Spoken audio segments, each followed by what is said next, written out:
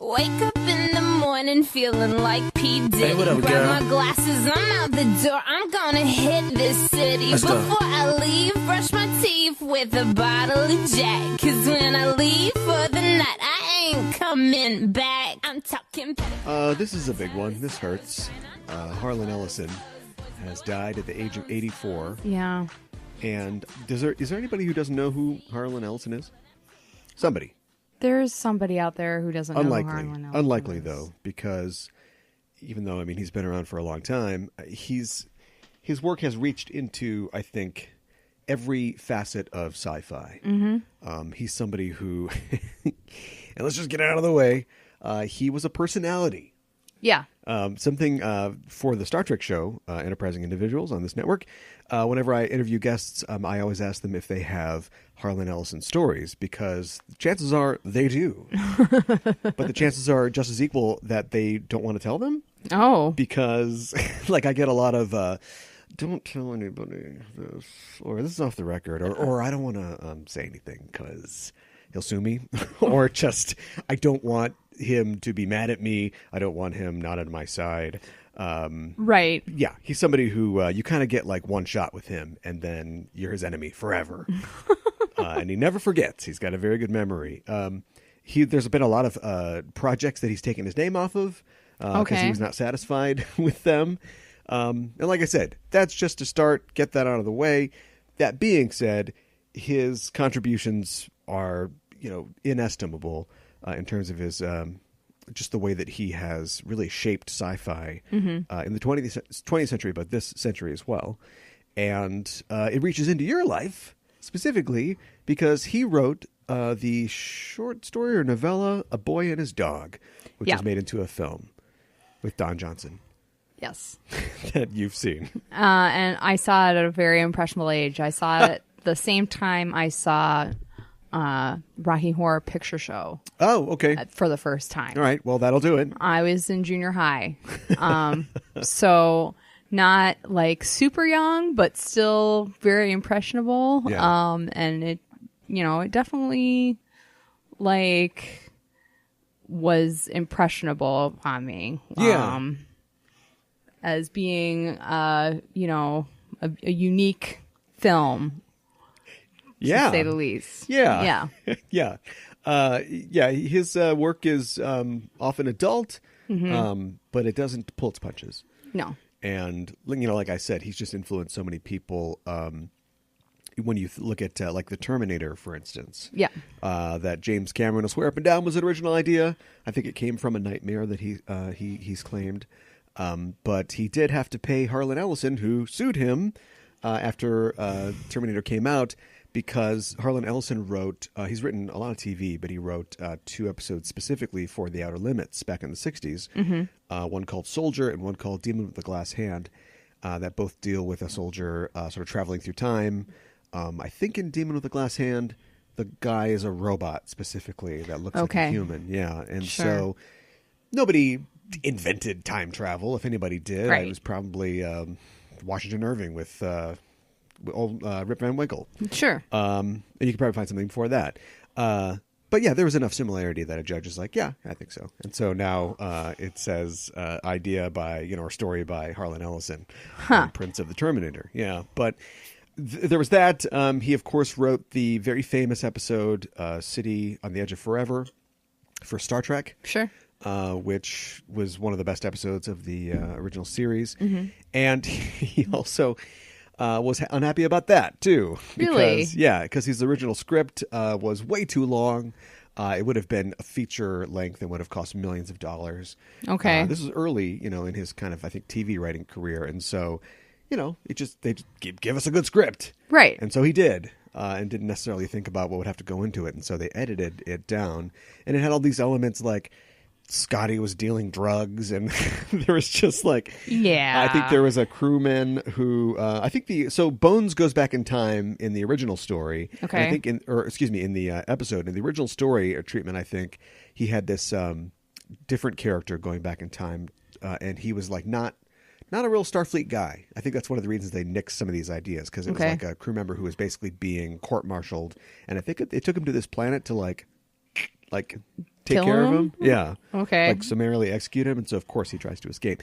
And it's funny because he won a Hugo Award for that script. Okay. And that year, it was very important for Desilu and NBC to support Harlan in getting an award. He was nominated for this award, and they were excited about it. Like, they wanted it to win because it was legitimacy. It would be legitimized Star Trek, which is important to them. They didn't want to be seen as a Lost in Space, time tunneled, family friendly, sort of light sci-fi show. This was real. This is Hard a real thing. sci-fi. Yeah, exactly. And he won. And so they were like clapping and they were excited about it. And he went up and he gave this speech that just like tore into people that tried to hold him back and how he got there on his own. And famously, like the last part is basically he grabs his award and he says like, "Never let them edit you."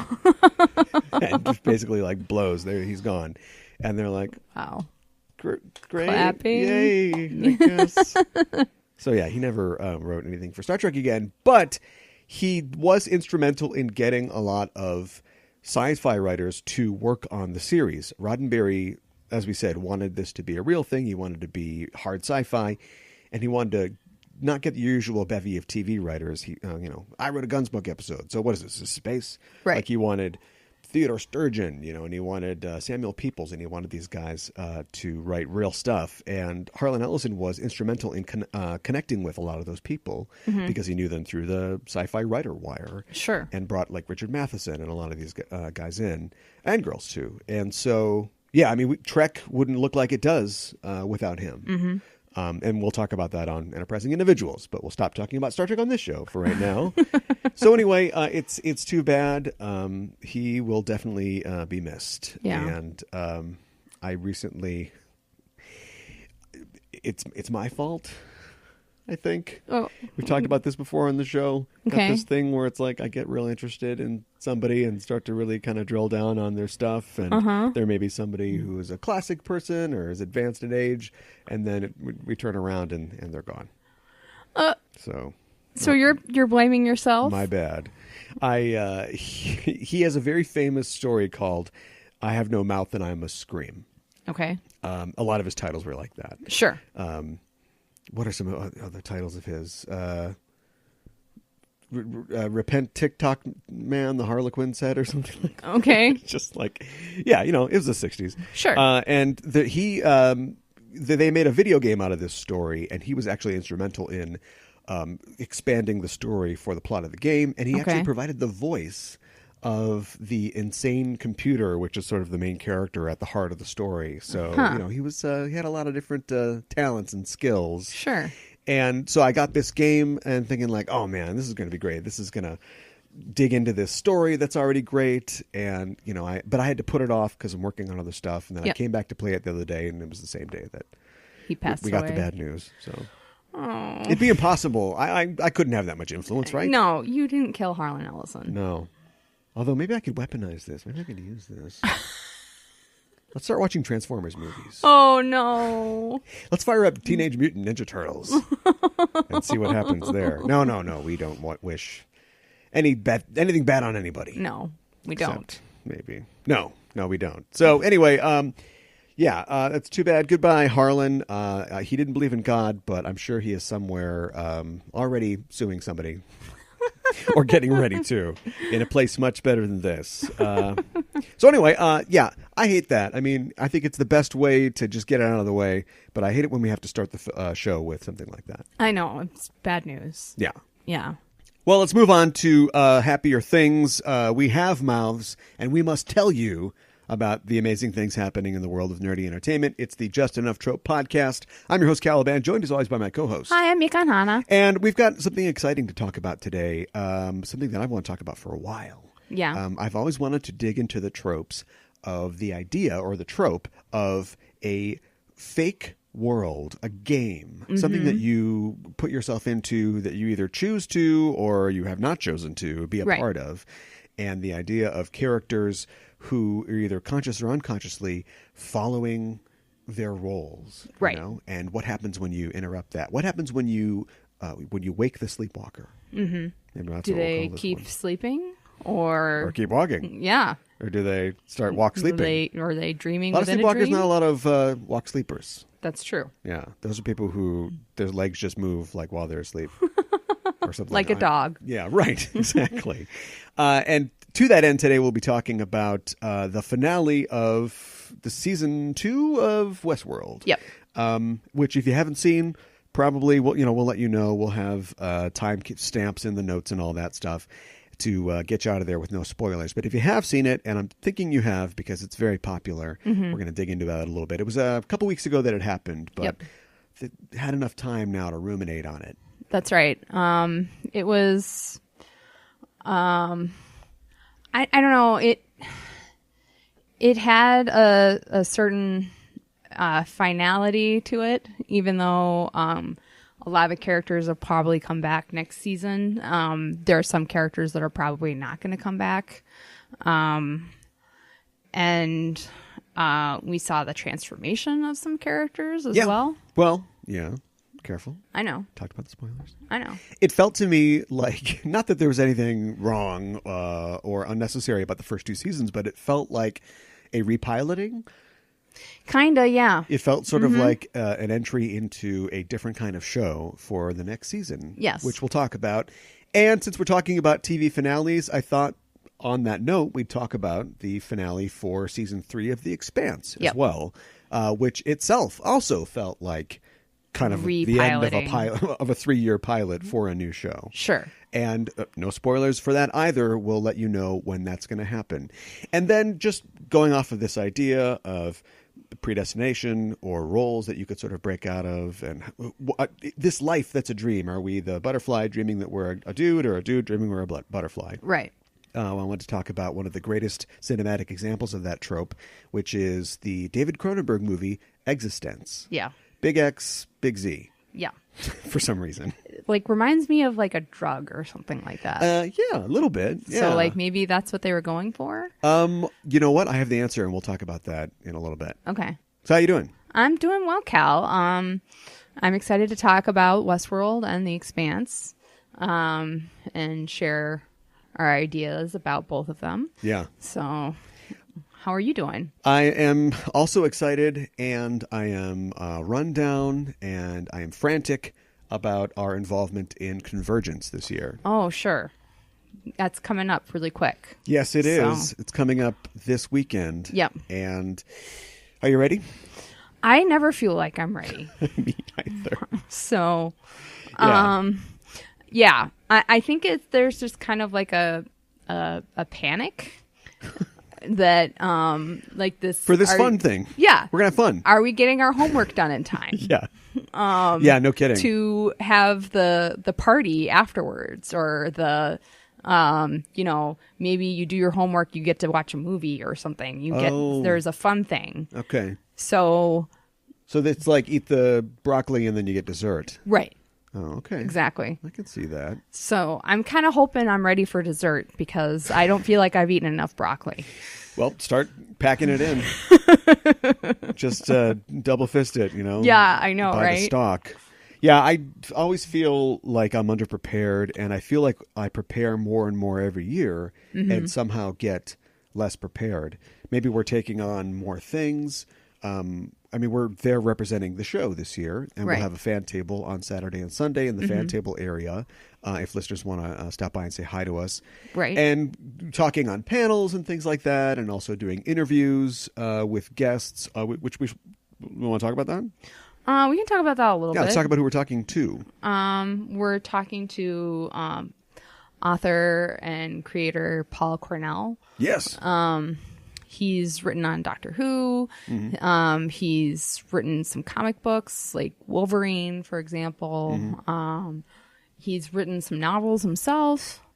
The Shadow Police. Yes, exactly. Hold it right there, Shadow. You're going to jail. I believe the first book in that series is called London Falling. Yeah. Which I'm actually currently reading. Oh, cool. So, yeah. We're talking to Melissa F. Olson. Yeah. She is an author, and I just recently read her most recent novella, Outbreak. Okay. which is about vampires in the real world and kind of vampire-focused FBI. Yeah, right. So, golly, that urban fantasy. That's right. Still going strong. yes. I knew that tramp stamp tattoo was a good investment. And I just Doesn't it finished off. seem like that's on like every urban fantasy I just finished cover? paying off my crossbow.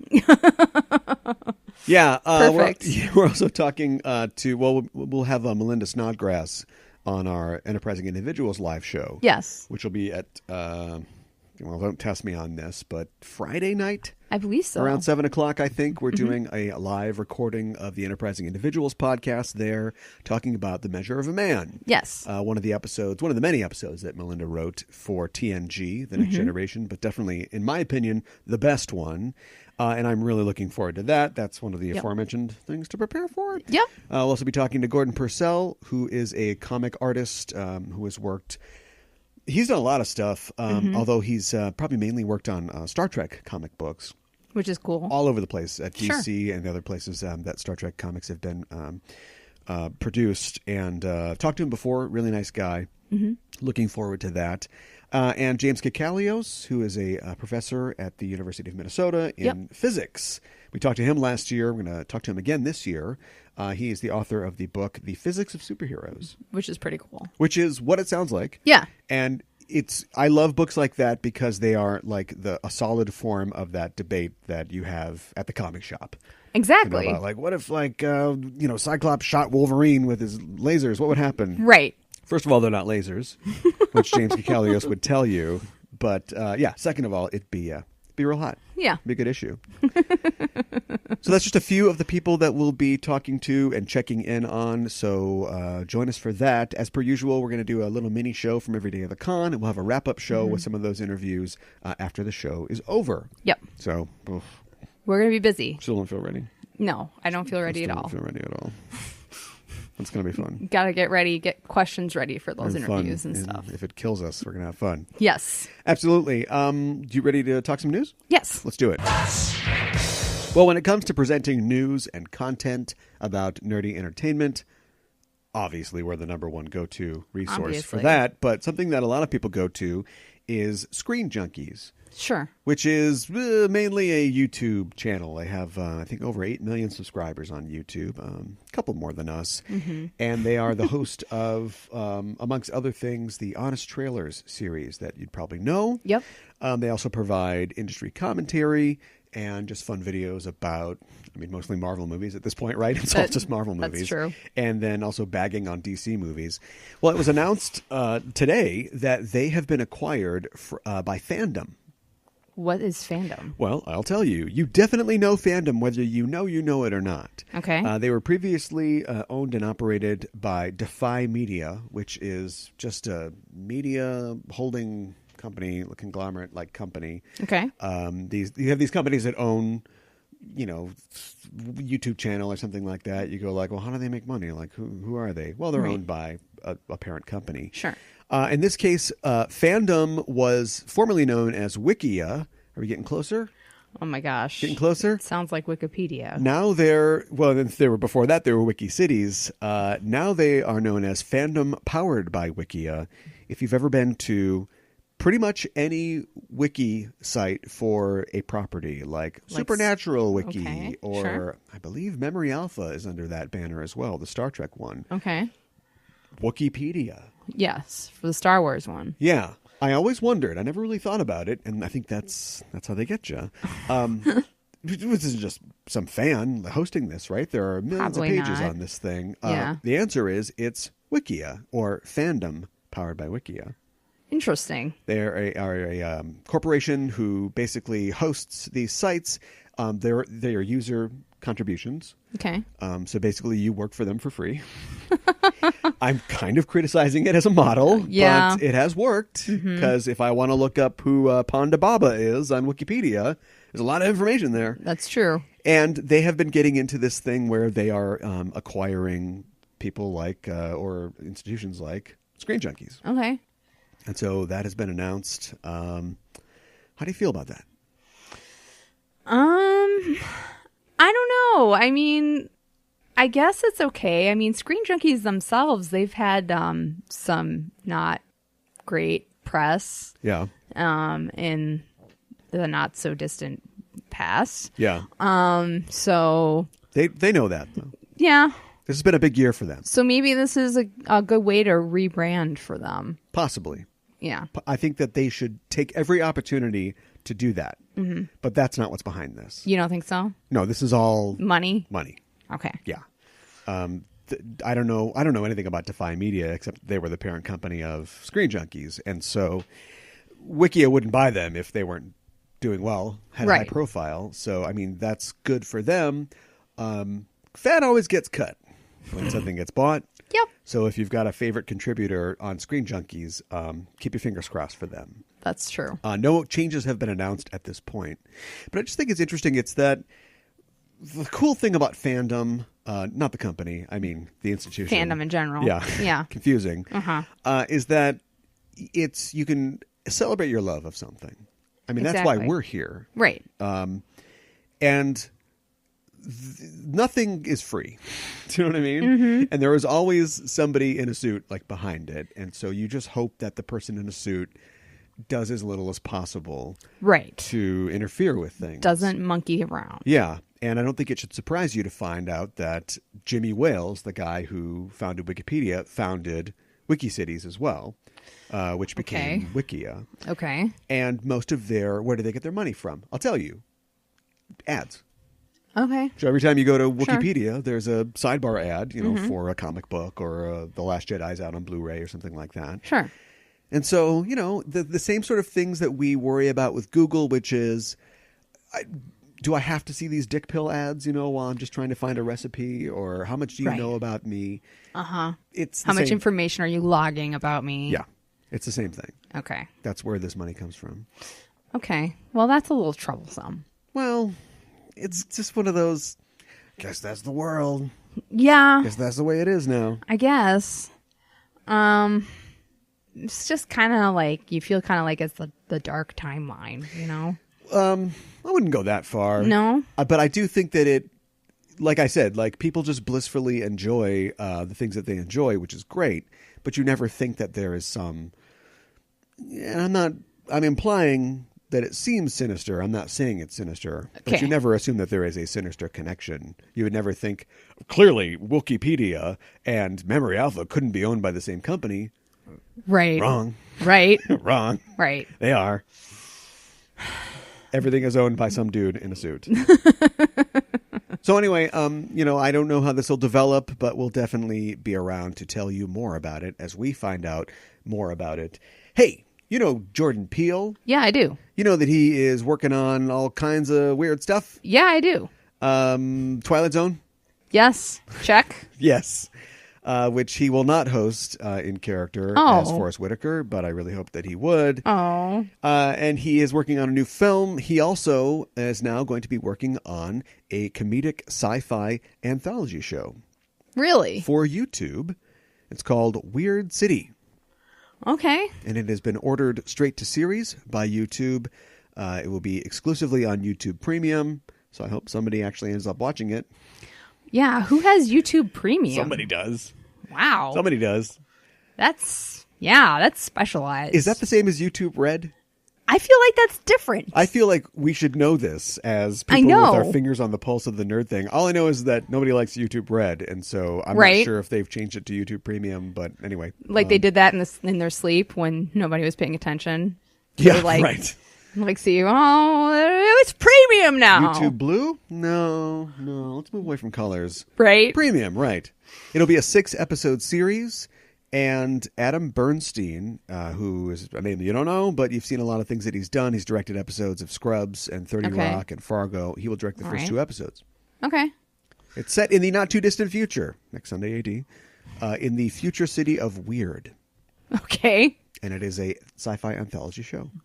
All right. Sounds Outer Limits-y, Electric Dreams-y. Yeah, it does. Black Mirror-y, I hesitate to say. Oh, let's hope it's not Black Mirror-y.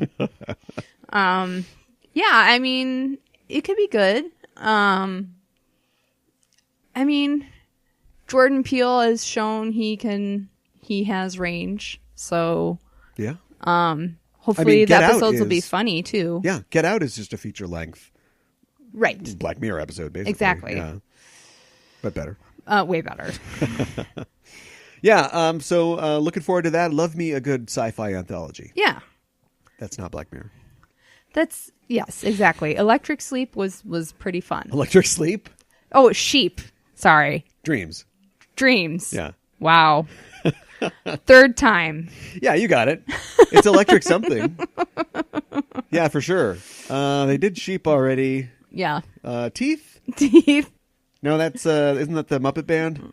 No, that's that's Dr. Teeth. Yeah, Dreams. Yeah, there you go. Okay. They're dreams. All right. Let's talk about Jared Leto. Let's. Do we have to?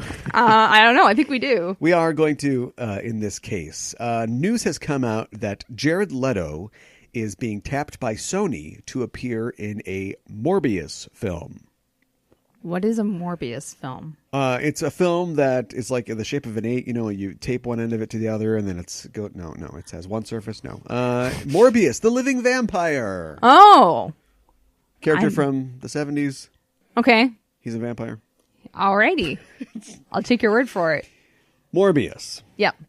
Werewolf by Night. Blade. Yes. These characters were all characters. Your guy, Marv Wolfman, Yes. was involved with a lot of this stuff from the Okay. 70s. Like the monsters were hot. Like the whole Universal thing was hot, I guess, at that Yeah. time. So they Were created all the these... monsters around then? Well, it was a little before that. Okay. But, they created all these spooky ooky characters to, have this like dark sort of world. Sure. And Morbius, the Living Vampire, is a guy, I think he was like a hematologist. It's on the nose. Yeah, it is. And he ends up infected with this disease that makes him a vampire. So Okay. he's not the undead, but he basically has the same characteristics as a vampire. Okay. And so he's only going to prey on criminals. We'll see how that works out. Okay. Yeah. So how does he decide who's criminal enough? Good question.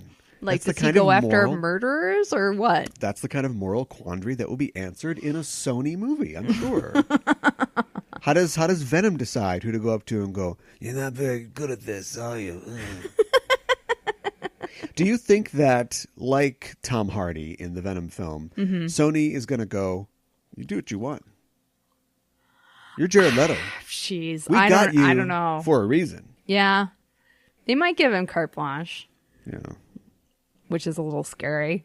So does this? I'm not sure without limits if... No, that was Billy Crudup, who was in Without Limits. I get it mixed up too. It's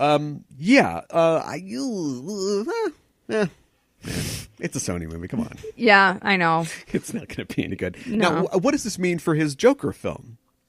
Good question. He was in Suicide Squad. Yes. He was mad because they cut all the scenes out or something. Yep. But yet he's still attached, supposedly, to this Joker project, and now he's going over the fence. To Sony. What's up? Yeah, I know. What is up? Is he not waiting around for his Joker film? So he's like, I'm going to be Morbius, the Living Vampire. What's up? And why him? He's pale and skinny. Yes. Vampire. Yes. Okay. If they can do who has the rights to Blade for Vlad Dracul's I sake? have no idea. Why are we not doing another Blade? Good I see question. Wesley Snipes doing these direct-to-video films. Mm-hmm. We'll get him back in. Yeah, I know. People would be excited to see Wesley Snipes again. Absolutely. That's what I think. Yeah. Especially as Blade. Yeah. Well, as Blade, but remember, old Blade, I'm cool with that. right? You said it. Yeah. He's a vampire or whatever. He's half human, half vampire. So he Sure. ages slowly, but still ages. Right. Fast forward, post-apocalyptic future, where vampires run wild. It's a real I Am Legend situation, to go back to Richard Matheson. And then he's old Blade, and then he's going to train a young, Blade Jr. Sure. Type situation, played by the girl from Dear White People. Oh, okay. I don't remember her name. I don't remember her name either. But who else? That's a good pull. Who else? Go comedy. Tiffany Haddish. Letitia Wright. Well, see, we've got her in a Marvel role already. I know we do. That's true. You can't exactly double down in Marvel. The girl with the gifts. The girl with the gifts? Yeah, the girl and the girl with the gifts. Okay. Bring her in. Okay. Are we doing that thing where we don't know any black actresses again? We might be. I think we're doing that thing. Tessa Thompson. Again, She also Marvel. Yeah. Sorry. At this point, it's going to be like, who's left? I know, right?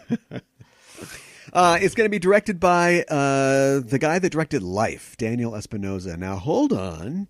Okay, the sci-fi movie Life? What's the other movie, Life? Like The Game of Life? I don't know. I just want to make sure I'm talking about the same movie. What's another movie called Life? This bit feels Good familiar. question. I think we did this when we reviewed Life. Probably. There's My Life with Michael Keaton. Okay. There is Life During Wartime. It's a Talking Head song, but there must be a movie named Life During Wartime. Sure. Come on. The Serial Life. The Serial Life? Isn't there Life Serial? Oh, I'm sorry. I thought you were doing. Yeah, there is a serial called Life. Yeah. Hey, Mika, I couldn't she think likes of it. any movies. Yeah, so. exactly. All right. So anyway, so we'll see what happens with that. It's kind of weird that they're greenlighting this after they just tabled Silver and Black. I know. The Black Cat and Silver Sable movie, and we'll have to see what Gordon Purcell thinks about that. Yeah. Although he's so relentlessly positive, I'm sure he'll be like, oh, well, you know, say something mean. Right. You wonderful man. So that's coming out, of course. We've already, as we learned last week, the second Spider-Man movie. Yes. A bunch of Starman movie, but the second Spider-Man movie, Far From Home, Yes. is in development as well. Yeah. So we'll have to see.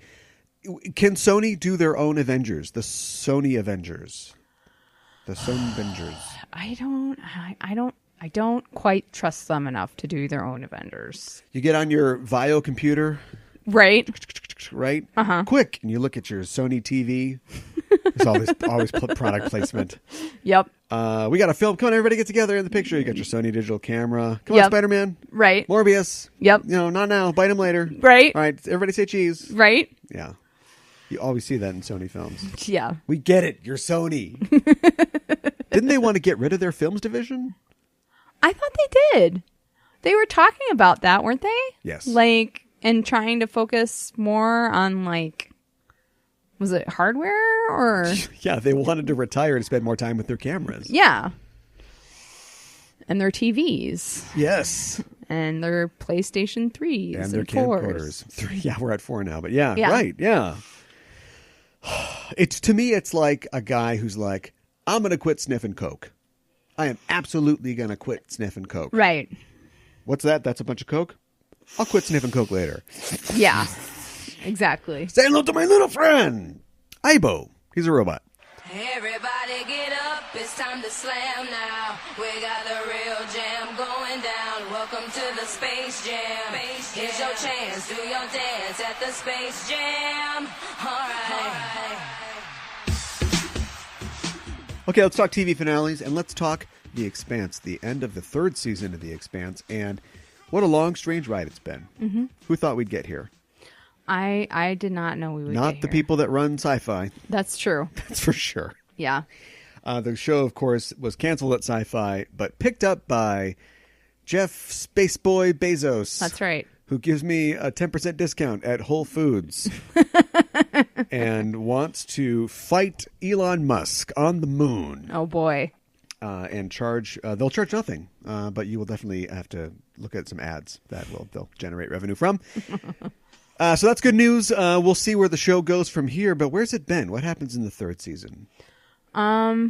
Well, Holden sees Miller, and Miller tells him some stuff. No. I know it seems like a long time ago, but that's not how the 3rd season starts. The 3rd season starts with Christian and Bobby escaping from what's his name ship. Jules Pierre Meow. Yeah, Jules Meow. Pierre Meow. I am Jules Pierre Meow. The evil cat billionaire. Right. And her bodyguard and Yeah. this That's other the guy plot. escaping. Those are the specifics. But Yes. it's about the war. Right. War. the war with Earth Your and Mars, and the little Belters in the cracked middle. holophone says in a 72-point font headline, Right. war between Earth and Mars, and the Belters like, we want to go to war too. Right. The Belt is like everybody's little brother. You can't come along, Belt. Stay home. Mom says you have to take care of me. I'm the Belt. But it doesn't sound like that. It sounds like, oh, Beltalona. That mom says you gotta take Sasaki. Yeah, right. And it has a neck tattoo. And Yeah. Why does this 4-year-old have a neck tattoo? Wow. As far as like sci-fi conceits go, is that the most committed to and the the dumbest? I don't know how to say it. It's one thing if is it Jared Harris sits down and gives you a whole speech about the owkwa or whatever, Right. and he's doing it in this perfect Belter Creole, but just pulling in random people to be like, "Oh, the engines no work." It's just like a whole race full of Jar Jars. Look, somebody's got to say it. I said it. It's a little frustrating. yes, it is. He's good.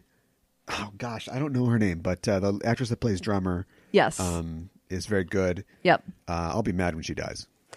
I know, right? They're perfect. They're gonna kill her, right? I hope At some not. point, But yeah. she's survived quite a bit Yes. in this season. Well, and that's probably a good spoiler tag there. Spoilers lie ahead. And of course, they bring David Strathairn in, who is just, God, I love that guy. He did it. He got this show canceled too. No. But it's like one of those technical things, like you work for me till you die, and then you die, but they bring you back, and it's like, I don't work for you anymore. Right. Game of Thrones. Without spoiling anything, he did kill this show, but it survives still. Yes. And he's great. And when I heard that he was going to be on the show and that he was going to be a Belter, I thought, this is perfect. This is like the pinnacle of what I'm talking about with the Belter thing, because he will go 100% in, 110% if that's possible, as he always does, and yet he's not going to be able to not sound like some goofy dude who it's like Roz Trent, it's like some white trust fund kid who tolls part-time at Jock Coldstone Creamery. It just comes off weird, and I like that this is weird, and I like that there's a lot of weird choices, but I'm not fully sold on the Belters. The Belter's accent is kind of distracting, like you said, and it's to the point where you almost can't take them seriously, Yeah. which is a problem because I think both Mars and Earth don't take them seriously. That's fine. The problem is that we know Earth. I think we have seen in other sci-fi fiction the idea of Mars being its own thing. Right. And so we get that as an entity. They have to sell themselves as a people without a fixed abode. Right. Like they're the Belters. And so already there's no planet that you can look at other than like Ceres. And so, yeah, I mean, they have to have a strong identity. And they're doing it. There are some good performances, but it's mostly done through painted on tattoos. Yep. And like bad patois. Right. I didn't know I was going to come with all guns out for the Expanse, apparently, but I just wanted to Especially at the Belters. comment a little bit. Yeah. And the OPA is going to mess with my agua. Right. So yeah, that's the first part of the season. And pretty much every season before, I feel like these are structured in like two parts. I think that has a lot to do with them being adapted from books. And that wraps up in a kind of real tidy way. Yeah. They get that bastard Aaron right finally. And then I have a feeling he's not going to be back. No. Like this show goes on for 10 seasons. He'll come back Right. at some point, but he's gone. And like, I feel like Mao's gone. I feel like Mal's gone too. Yeah. Like we're done with that part of the story. That's over. Right.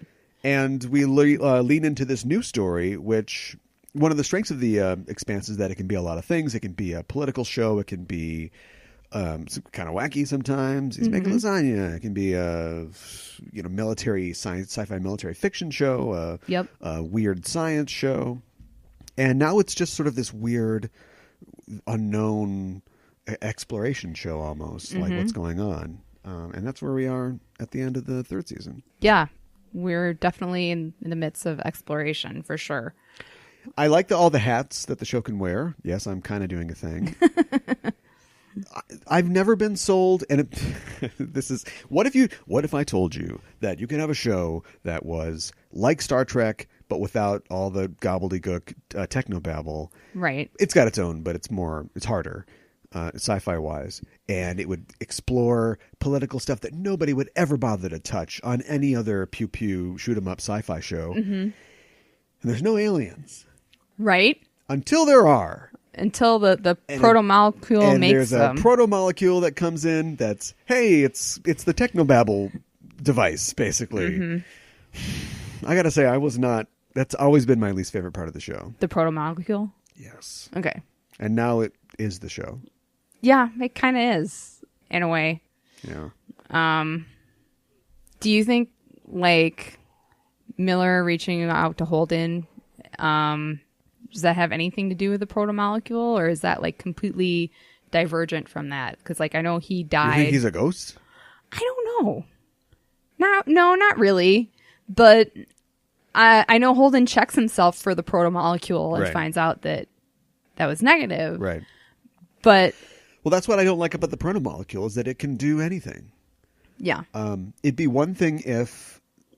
And this is something else, like, I don't know if we talked about this at the beginning of the show, I think, and the idea that this is a repilot. And the whole thing, I don't want to believe that the whole 3 seasons up to this point have been like Star Trek Begins. Right. Because the whole separation between something like Star Trek and this is that it's hard sci-fi. We do have sort of pseudo-scientific, very fast engines that can zip us around the solar system, but the prospect of going to another star it's not likely. Mm-hmm. The Mormons were going to try it, and it was going to take them, over 100 years to do it. And so we're still trapped, we're still in kind of a walled garden where the wall is the intergalactic distances or interstellar distances. Sure. And I just, I liked it. I mean, because that's, I think when Bezos gets his way, that's what our future is going to look like. Mm-hmm. And then the proto-molecule shows up, and it isn't just so scientific and drawing on things that we don't understand. It can violate the laws of physics. It also acts as a nano-assembler. It can make things out of nothing. It can turn you into it. It can infect you like a zombie virus does. Right. And apparently it's got telepathy too, because it can beam into your brain, a guy in a hat with no shoes on. Right. That's going to tell you what to do. And it's just like, well, this is just a sci-fi show now. Right. Like the kind of show that sci-fi probably wanted, it would have got if it had just let it get to a 4th season. Because now we're going to have, who knows? I haven't read the books. Totally speculative. Do you think that they will jump forward in time after this finale? Should we say what it is? Sure. People know, I bet they should know because they're listening and they don't want to get spoiled or they are getting spoiled. Right. But yeah, at the end of it, this is resolved because there's this weird ring thing that's like some kind of wormhole. Right. They go inside it. Holden is under the influence, or at least listening to this projection of Miller. That is, it's clear that it's the proto-molecule or the masters of the proto-molecule or whatever it is. And he ends up unlocking this thing, which basically unlocks, this ring, this gateway is a path. It's a contact. It's a Jodie Foster kind of thing. They now have pathways to many, many other systems that have planets, which is very soft sci-fi. The kind of thing that I don't want to see on the show, but I feel like the show can continue in its idiom with this as well, because this also represents a huge gold rush for the powers that be in this system. It's always been about the politics of the Belters, being the workforce that we don't want to piss off, but we need to, they work for us and we oppress them, essentially. The political powers in between, getting a hold of resources. And now it's like there are thousands of other systems that we can explore.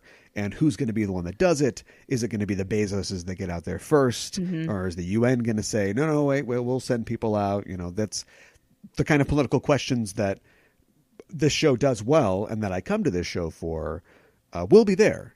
Right. But does it follow Holden and the crew of the Rocinante, or do we maybe go another 100 years forward and go, all right, so we figured that some of this out already, and this is where we are now? I don't know. I kind of hope it doesn't jump I'm pretty sure it 100 won't. years. Yeah, because otherwise, But- why would Stephen Strait and Cass Anvar and all those guys be clapping Right? when they announce that the show's been renewed? Right. If their characters are all being phased out. Yeah, there's no way. What'd you think about Bobby getting a River Tam situation? That was rough. That was rough to watch. No, I mean, like, she's the co-pilot now. I like that. I mean, she kind of felt like a member of the Rocinante for a couple episodes. I guess. I feel a little bad for her, though, because I feel like she really the- enjoyed being a Marine. She enjoyed being a Martian. Yeah.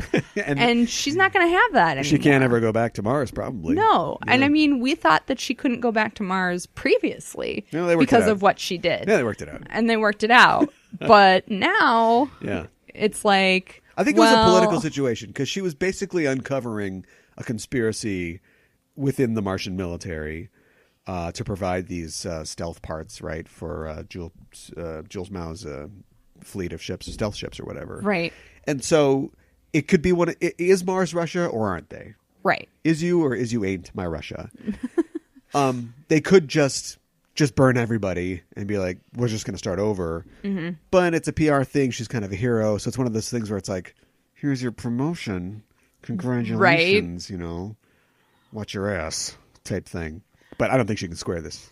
What happened now. I don't think she can either, unfortunately. And the show is great. Yes, there's a lot of plot, but there's a lot of character as well. Mm-hmm. And they will absolutely deal with that. But I don't look, it took a while, but Bobby Draper's really grown on me. Yeah, she's grown on me And I'd too. be sad to see her go. Yeah. But she feels like one of those characters that should go, right? Like, I can't believe that we've got more Bobby and less Christian. Yeah, I'm a little surprised at that myself. Yeah. But maybe because the war wasn't such a thing anymore. Yeah. Christian kind of faded to the background. I mean, we really didn't see her that much this season. No, we got Juliet instead. Yeah, I know.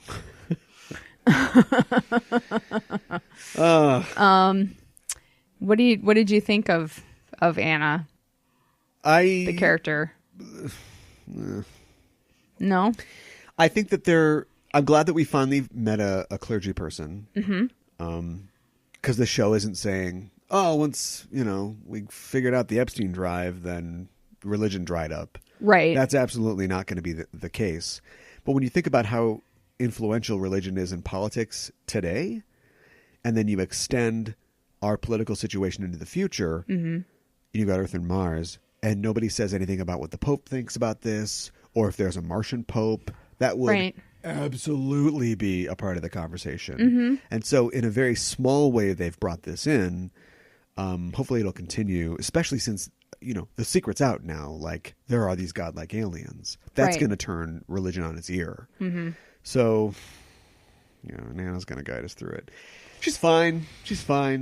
If you can have a character like Amos who is just unrealistically disconnected from his humanity, then there must be a character like Anna who's is incredibly like, connected. I'm made of puppies that are lashed together with licorice. Right? Yeah. But they bother me equally. But Amos is more fun to watch. Yes. I was like, did you think when they touched each other, they were just going to explode in a flash of matter and energy? Yeah, Just pretty destroy much. each other? Yeah. Melba was a pretty big part of this season too. I was really disappointed with how that wrapped up. I was too. Because she just literally was a device. Like, they just wanted to keep the Mao family involved still. Mm-hmm. And also, tell this little story about about how, can you make up for all the bad things you've done with one thing? Right. Oh, I wonder if she's going to do something. Right? Yes, she does. Exactly. Do you think she'll come back? I think she will. Oh. I know. I'm not looking forward to it either. I think they could have developed her character better, or I mean, like, I think you said at one point, well, here we have an Asian character, and of course she has to be part of the Mao family. And it's a little. Did I say that? I feel like you said that. Why would I say that? Well, I think you were talking about like, or like you said, why does she have to be part of the Mao family or something like that? Yeah. Can't we just have an Asian? Character? Yes, yeah. Because exactly. we lost the last one, right? Because his little arc ended and then off the show. Like I don't think we're going to see. I still don't know his name, which is crazy. It's he's been in a lot of things. He didn't matter much to me, I guess. Yeah, it's too bad. Yeah, it is. Isn't Holden like 8 different genetic codes all mixed together? Is he really? Yeah, because he has like 8 parents, right? And he is a genetic melange of. You can do that in the future. Okay. You can also regrow somebody's spine, I guess. But right. But yeah, he is a combination genetically. So it's just like we took 8 of the whitest Mormons you could find, and I mean, he's not a Mormon, but and blended him into the guy from the Covenant. Yes. Yeah, more Asians. Come on, talks man. like this. Yeah. Unless he's saying Miller, right?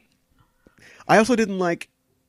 They got a little mileage out of like Captain's talking to himself, like right, fine, but then they keep cutting every time he has to talk to Miller. Somebody's watching him through a window or over a monitor, and he's like, "It's true. Come on, where are you, Miller?" And he's like trying to psych himself up and get himself in like the right frame of mind or something. Yeah, it's just one of those things where the show, like, there's a device that is sort of mysterious, and then once it's figured out, it becomes more rote, and more like a bit. Right. And that's what I didn't like about that. Like he was calling Miller out or something. Yeah. Like, yeah. Dumb example. I used to play a Star Trek role-playing game. Mm-hmm. And every group has that player who is like doing his own thing and like secretly trying to undermine the group. Sure. Yep. Mm-hmm. And our character in this case was the player was like the chief medical officer. And the last time we had run into some Borg, he harvested some Borg nanites.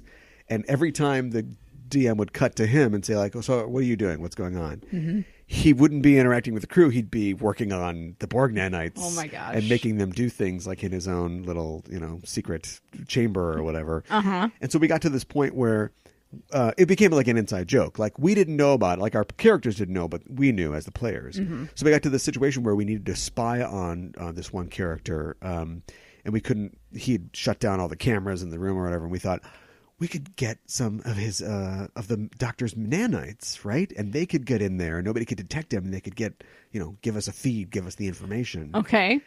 And we just did that. Now we didn't know about those things. Like if we had let that play over a long time, maybe that could have developed into something. But it just became like this bit that then just got sort of shoved into what was going on because it was time to wrap this story up. Like, I liked everything with Miller up to him getting to the station and then the whole thing where he connects the circuit or whatever. But after that, it was... And I think it shows in that he didn't even show up. We didn't even see Miller. We didn't see him. In those Holden scenes. saw him. It was just him going, what? What? Just talking to nobody. Right. As a former actor, that sucks. Like, I know that probably sucked to do. It's like, really? We couldn't just... How much is Jane asking for? Right. I'll pay it. Right. What did you think of like the belter guy that just like kind of like blew himself up? Oh, wait, which one? The one guy who was like kind of danger seeking and it is the guy that wants the agua. Oh yeah. He got crushed by an elevator? No, not that guy. Oh. Which one? The guy who was flying his ship into the ring and he flew it in too fast or something and he just became the slingshot liquid guy? mush. Yeah. I think it was just a commentary. I mean, he wasn't a character really. Mm-hmm. And it was just like they wanted, again, you've got this weird thing on the edge of the solar system. Yep. This is our house. There's a noise in the cul-de-sac, right? Right. So whoever the alphas are in the ranch houses, like surrounding the cul-de-sac, come out with their baseball bats, and they're like, "What was that? What was that?" Right. This is just a case of like we have to get the belters in there somehow. True. And so they feel obligated to also be involved as a nation that I don't think anybody's really signed off on or like acknowledged yet, have they? Like, have Earth and Mars said, yeah, you're the guys? If they did, I missed that part of the political theater. So that was just, a chance to do a little short story, a little Electric Dreams, kind of shock you with this thing. Right. We came up with this great effect where his body just liquefies, and we'll show that about right. 14, 15 times just to, I know. But it also, and again, I just think it's lip service for the Belters because it establishes that like the first person to make contact with an alien technology or whatever was a Belter, technically. True. Even though he splatted like a bug on a windshield. Right. So more, I can't believe I'm saying this. More Belters. More Belters? Let's see some more diversity. Develop more amongst characters. The Belters. Yeah, but I don't mean they've already got plenty of racial diversity in the Belters. I want to see like is it the first season where Miller goes in and talks to somebody in Ceres, and it's like the guy or like a guy that works for the guy that runs the water company, and he gives him the cactus. Yeah. And he's like, here you go. That's on the house or whatever. And you see, even in Belter society, there's like a stratification in the society. Right. It isn't all just people with like off-center neck patch patch tattoos. Yeah. Who are like talking about the owkwa and stuff like that. Like, right. I'd like them to develop it a little more. Yes. David Strathairn can only carry so much on his strong shoulders. Last thoughts about The Expanse. We went on for quite a bit. I thought the videography crew was, that was kind of... Worst part. Yeah. Worst part. It was... Here's how you know it was the worst part and that they didn't have a great plan. What happened to so-and-so? Oh, he's dead. I know. What? We didn't even bother to show his death to you. What? I know. The guy that almost let us know if Amos is gay or not? Right. Come on. Or no, Amos. Well, Amos would be bisexual because he said because he's talking about Naomi before, and he's like, I'd do her if she let me, but like that's not really like what our relationship is about. Right. I just thought they were kind of like a device, and even in the end when they bring her back in, and they're doing the whole, she's kind of a device. They're doing the whole trope of like, I'm reporting here. This is important. You must hear this. Guns are firing all around me, but I must give you this information. If you're going to do that, take one of the writers in the room, send him off, have him write a killer speech, which we won't hear some of because the girl will be talking and it'll be muted. But and plan out exactly how long it'll take to deliver that speech. Right. Don't just keep cutting back to Juliet from Lost going, I know you're scared, but you have to say, and it's like, right. Yeah. You did that too many times. Yeah. They're so good at what they do. I have to believe that this is all trying to get it in because I think we're canceled, guys. So looking for better things, a new universe from The Expanse when it comes back for its 4th season. And of course, we'll be there as well. Let's move on to the end of the 2nd season of WestWorld. Mm-hmm. WestWorld, not as tightly plotted as The Expanse. No. Can you explain what happens in the 2nd season of WestWorld? No, hold on. Let me tell you what I mean by that. Okay. What happens in the 1st season of WestWorld is kind of just the premise of WestWorld. There is there's a amusement park where humanoid robots, it's debatable, but if you're a machine, be it mechanical, electronic, or biological that works for somebody else, you're a robot. Mm-hmm. All go through their lives as cowboys in a cowboy town. People come and the people are allowed to do whatever they want to these people because they're not alive. So they can have sex with them, they can kill them, they can make friends with them, I guess. Mm-hmm. And we start to find out that some of the robots might be more self-aware in the sense of an AI than we think. Yes. And what's happening with that. That's the 1st season. Mm-hmm. In a nutshell. Yes. What's the 2nd season in a nutshell? Oh, what boy. is actually going on? That is more complicated. Dolores has gone rogue and has killed her creator at the end of season 1 and it goes on to kill many other humans in her quest to go to the Valley Beyond. And is she doesn't know exactly what it is. She wants it, though. Yeah. It's important. It is important. She feels like it is her destiny, her birthright. Yeah. This is all very specific. You're doing a great job. But what I'm saying is that little 50 words, maybe more, that I said about that's like the pitch of the first season. Mm-hmm.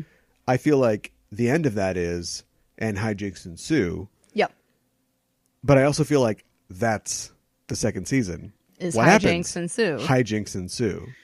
Yes. Because everybody wants the Valley Beyond, mm-hmm. but they don't really know what it is. Mm-hmm. There's a bunch more hatches. Oh, I'm sorry. Stations that we find. You know what I mean? Right. There are other twists. worlds. There's double twists and double crosses and flip flops and samurai for some reason. Mm-hmm. And oh wow, they're just like us. They're literally just like us. Yep. And that ate up 2 episodes. Yep. It's all just hijinks. It is. Bernard trying to figure out if Anthony Hopkins is really inside his brain or not, or get him out. Like Miller. Yeah. Yeah, there's similarities between these two finales. That's true. I think a lot, which is why I want to talk about them. I just feel like a lot of faffing about happens in the second season. Yeah. And actually in the first one too, you could have easily pushed them together, I think. If you have the big investor party at the end of the first season in like the middle of the first season of WestWorld, mm-hmm. you could have cut out all the fat of the second season and had them having a more direct path to the Valley Beyond rather than let's go over here. Let's talk to this guy who we've never seen before, who is a general of some troops or something. Right. And we're going to try to get his help, but he doesn't want to give it. But then he's going to be there, but he's not going to have any effect on anything really. And then he's going to be gone. And there's just a lot of wasting time. There is a lot of wasted time for sure. And it makes me wonder, like, what does this show want to be? Do you know? Like, when you get an order of 10 episodes or whatever it is, mm-hmm. I hope you don't go, how are we going to fill that? I hope you're going, okay, so we've got 10 stories to tell. Right. And we have a meta-narrative. We have an arc. I don't think that's what they do. And I wonder if it's an effect of Jonathan Nolan being a guy that writes movies, and now he's writing a TV show. Mm-hmm. Like, you haven't seen the WestWorld film, have you? I have not seen the film. I'm not sure I have either. Okay. But I feel like pretty much everything that's happened on the TV show so far probably could have been a 2-hour movie. You'd lose little bits. You'd lose, didn't look like anything to me. You'd lose, lots of great stuff. But what I wanted from the show was, like, when I heard about this, I thought, awesome. There will be a secret. There has to be. It's produced by J.J. Abrams. But the world is the most important thing. What's the setting of this thing? Right. WestWorld. Yes. Not future times where you can have effable robots, but like the setting is WestWorld. That's the backdrop. Mm-hmm. And like there's this in another universe, or maybe in a universe where they're looking for spinoffs, there is a show where we've got the backdrop of WestWorld. There is the question about whether these robots are happy or not, but it's an anthology show where we focus on a different character every week. Right. Or it's a Fantasy Island situation, let me finish, where somebody comes into the park and they're kind of bringing their baggage with them. Mm-hmm. And there's the best episode from season 2, the one that follows Achiketa as he goes on his journey, and right. It's a myth of Orpheus. It's an Orphean journey. Like he goes to the underworld. Yeah, he does. And it all fits into he knows things aren't what he thinks, but he's still operating under the programming that he's been given. And the show, I feel like, takes a long time to really beat into you that humans just follow their programming too. You guys didn't come up with that. And you certainly haven't done anything really like unique with it. Yeah. Uh-huh. But the fact that like he goes through the backdrop of what we know to be the park, and he meets characters that we know, but he doesn't know. And it's like, we're seeing this from a new angle. Yes. That was the best episode. It was. And then the next episode was like the worst episode. It was just bookkeeping. It was just moving things where it needed to be. telling stuff that we understand. We know Yep. that Sailor Ward offs herself in the tub, and we're just going to spend a long time We're gonna getting show to it that. to you. And yeah. It's a lot of showing, not telling. Yeah. Or the other way around. Right. It was just a lot of. We didn't need to see it broken down into little itty bitty pieces that were bite-sizable, digestible. It gave the actress that plays Ford's daughter something to do. It did. Because. She didn't have anything to do otherwise. And will have nothing to do. No. Unless they bring her back as a robot. Which they have. Yeah. That's the one thing that gives me hope, is that I want to kiss goodbye this thing that I really wanted, which was sort of an anthology-style show set in WestWorld, which didn't work out. It's not a dream, it's a nightmare. Right. But it looks like it's gone now. And we're going to get a different show. A show I call WestWorld. Emphasis on the world. Right. Did this show just always want to be a Rise of Skynet, like the robots are going to get us in the real world show? I feel That's a good question. I feel like 3 years ago, Jonathan Nolan's like, man, I don't know what I'm going to do with this HBO development deal. What's that? Yeah, I'll go see this Alex Garland movie. The end credits of Ex Machina roll, and he's like, I have the best idea. Has it all just been leading up to this? I don't know if they knew in season 1 where they were going to end up by the end of season 2. Clearly they had no idea.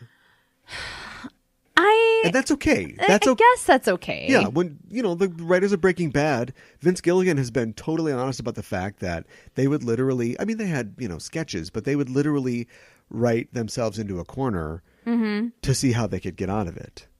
Okay. And remember, it's not like they're writing up to the end of the season 1 finale and Tuco has, beat somebody to death in front of them and they're like, now what?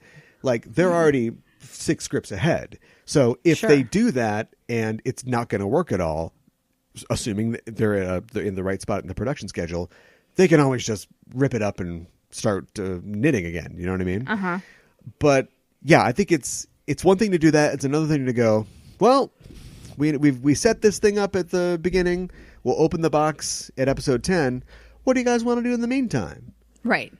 That's not like a great way to do a show. No. And this wastes season, the efforts of a lot of like talented performers. Yeah, it does. Do you like Ellie? Yeah. Too bad. I know. I really liked Teddy a lot, although he might come back in some form because they show him in the at the end. But the Elysium Fields. Yes, exactly. Yeah. We learned this year that the robots have light bulbs inside of them. Yeah, they have energy-saving light bulbs in their heads. Mm-hmm. It's cool. Yeah. I mean, they just did that so they could do all the brain swapping and all that stuff. I know. Isn't it enough that they're living robot people with thoughts and dreams and hopes, doesn't desires, look like anything to me, and children? And did you really have to introduce like the Matrix? Because it's the Matrix now. Yeah. Once you introduce, like when Bernard went into a virtual Westworld, I'm like, well, you've just shot the show. Because if you can do this, why would anybody get on a train and go to a dusty real town if they could just sit down in a Barca lounger in their house and put on some trodes and just have a virtual experience? Right. That feels like the real thing. Right. Because it's not the real thing. Yeah, but Westworld's not the real thing. That's true. The guns don't kill you. No, they're until blanks. they do. Yeah. That's you have to swallow a lot for the show to work. But my thing is like, all right, it's one thing if the robots have suddenly decided that they actually want to kill you and not play your little game and pretend to kill you. But how does that change the guns from just being BB guns to being slugs? That's a really good question. Again, I don't know the answer to that one. And maybe one of the reasons the show wants to do what it's doing now is to like not answer that question. Yeah. Is to get out of the constraints of what they felt like they were under in Westworld. Right. It's disappointing. It is. I mean, I'm going to watch the next season for sure. Oh, me too. Yeah. Do you think like the little black balls, were those inside of the light bulbs? Yeah. Okay. I think that those are It'd be like if you had a... Okay, so like USB drives, little plastic thing. Yep. With a thing that you plug in, but you turn it over and it's wrong, and then you turn it back over and it's wrong, and then you turn it again and it's right. Yep. Inside of there is just a little like thing. Okay. That chip is what's important. It isn't the plastic part doesn't matter. Sure. It's And just so- the covering. Yeah. So I think that the energy saving bulb is just what holds Protects the thing. the Yeah. black ball. But Okay. my thing is, I think maybe at some point they decided it was just cooler to have the black balls, because if the black ball is like the disc of the platter of the drive, and the bulb is the whole drive, why are there terminals that just accept the ball? Right.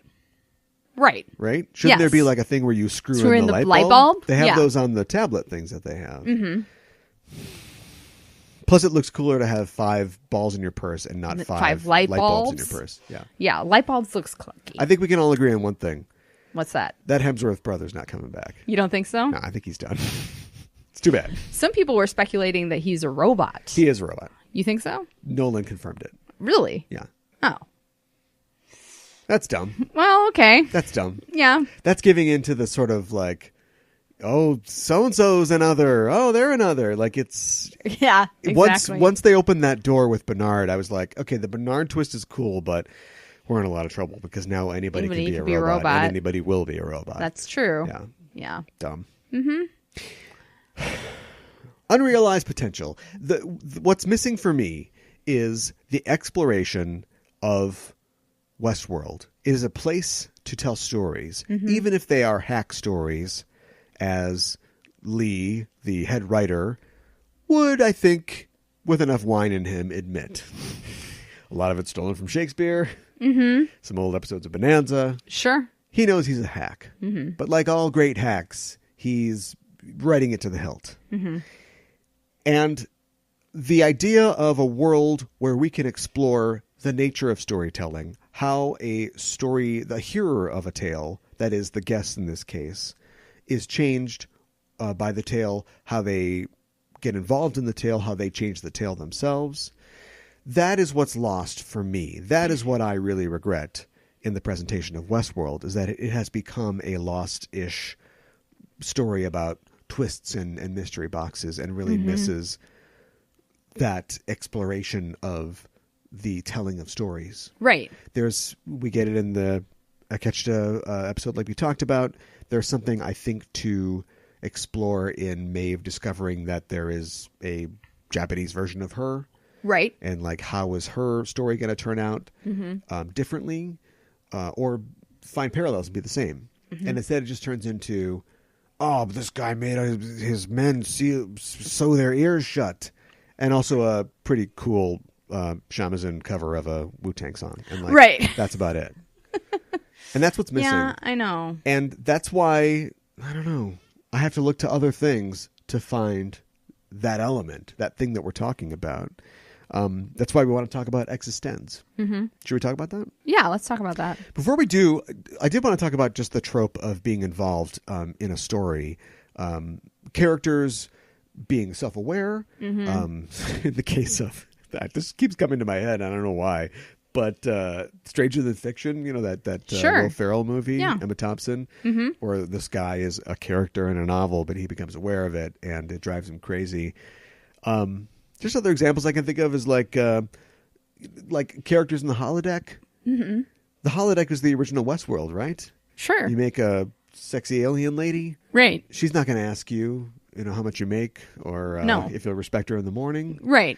And then you have characters who become aware, like Moriarty, in that Right. one episode, that they are holodeck characters, and like, that's now what? Right. How do they feel about that? How is that going to change the script? Can you think of any examples of this trope in other media? Medias. Well,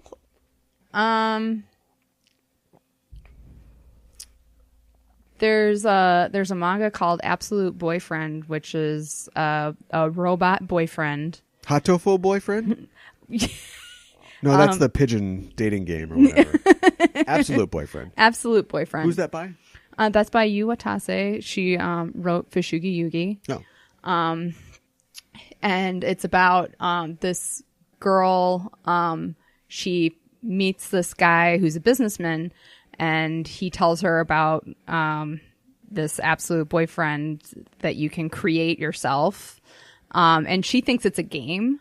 So she just kind of does it for fun on a lark. Is it like he's like a robot? He's like a robot. Oh, and so he comes to her house. This sounds like a manga. And then she like kind of doesn't know what to do with him. And he, as it develops, it goes on. He creates, he develops awareness. Okay. And he learns and he grows and he, kind of knows that he's a robot. Sure. Why have I heard of Fushigi Yugi, but I haven't heard of this? I don't think it was quite as popular. Okay. It sounds like a good premise. But it was a J-drama as well. Oh, okay. So, and that was actually quite good. Oh, I'd watch that. Yeah. Neat. He shows up at her work and she kind of has to try to hide the fact that he's a robot. Sure, so she right. really tries to go, "Ah!" Yeah. So, yeah. That sounds neat. Yeah. There's a lot of movies and TV shows and things where people are playing games. Mm-hmm. They're involved in some kind of game with high stakes. Labyrinth, I think it's an example that comes to mind. Especially because Labyrinth, and this gets lost in all the Dance Magic Dance and Bowie packages in the film. Hoggle, but she's literally rehearsing a play at the beginning. Do you know what I mean? Is. Like we're already getting into this idea of like this meta story that she'll be sort of sucked into. And I think that that's there. Also, the fairy tale aspect is there. And we get that a lot in these stories that we're looking at as, in quotes, stories, from a meta perspective, the idea of these plot coupons, or sort of talismans that get you from place to place. I mean, that's all over Labyrinth. For sure. And that's present in Westworld as well. You've got a guy who's looking for the maze, or the door, right, or the forge. They just start throwing out like ominous pseudonyms for things left and right in the second season. Yeah, they do. Can't keep track of it all. And I think that fairy tale imagery and that dream imagery is key to pretty much everything that the Nolans have done. Christopher and Jonathan. Like Inception? Absolutely like Inception. Yeah, where these characters enter a world, where things aren't as they seem, and there are people that are just manifestations of things. Yeah. And that somebody, the main character, the villain in the film is not real. Like they go into this guy's dream and he's haunted by the death of his wife, who has become this antagonistic figure in his dreams, in his mind, that's trying to ruin like the things that he's doing. Right. And so they got to worry about this thing. Right. The wife. Just kidding. Yeah, I think that's really present. There's also, and I want to talk about this really fast before we actually talk about eXistenZ. Sure. Movies about characters playing games, specifically, not necessarily questioning metaphysical questions. Something like, from the comedic side, like Role Models. Right. Which is like still the best LARPing film I think I've seen. Probably, yeah. At least from a comedic perspective. It doesn't really answer or ask those questions necessarily that we're talking about. But underrated comedic film, I think. That was a David Wayne joint, wasn't it? I think it was. Yeah. I think it was.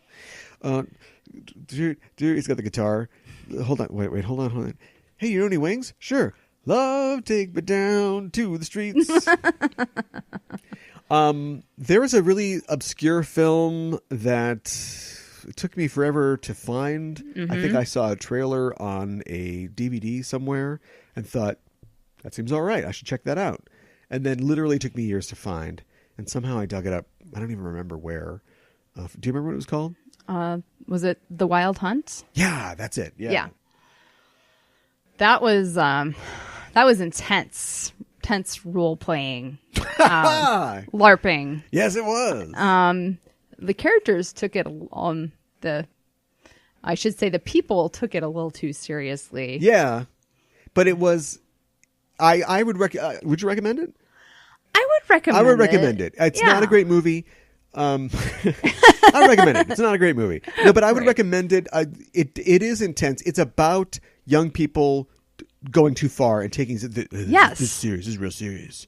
But it was also made by young people who are going, This is serious. This is serious. You know what I mean? Yes. Like, there are points when it just, I won't spoil nothing. Premise. Guy breaks up with his girlfriend. And his girlfriend, and I think he used to, but it isn't anymore, but his girlfriend is still involved in this LARPing group. Yes. And when I say LARPing, I don't mean lightning bolt, I'm throwing Nerf arrows. Like, they have like a whole Renfest-esque area that they all go to. They're and like it's like a camping free zone out. where you come, you walk through these wooden gates. You're in character. That's right. And you're going to play this game. Right. And they do it for like over weekends and stuff. Yep. And so he breaks up with her. And it's the whole typical story of like, guy breaks up with girl, I got to get her back. Right. But instead of like joining the army or like, flying an airplane or something like that to do it, he's got to go into this world that he wants nothing to do with. Exactly. And you get things where it touches where like he runs into all the comedy stereotypes of what you would expect. But it starts to take a really kind of dark turn. It does. It's called The Wild Hunt. I know. And I'm not sure that it succeeds at what it's trying to do. But it is a neat look at, if you're into Renfest stuff and like role-playing stuff, LARPing stuff. And it's like the same thing that we're talking about. It's somebody entering this world with his own agenda and it getting sidetracked by what's there because he has to kind of play this game to get to his goal. Her. He's on a quest. Yes. He doesn't want you to tell him he's on a quest because he wants no part of this stuff. Right. But he is trying to like save the princess. Right. And he has to do all this stuff to get there. Yeah. And she doesn't want to be saved. No. Not by him. No. Sorry, your princess is in this castle, but she doesn't want to see you. Exactly. Yeah.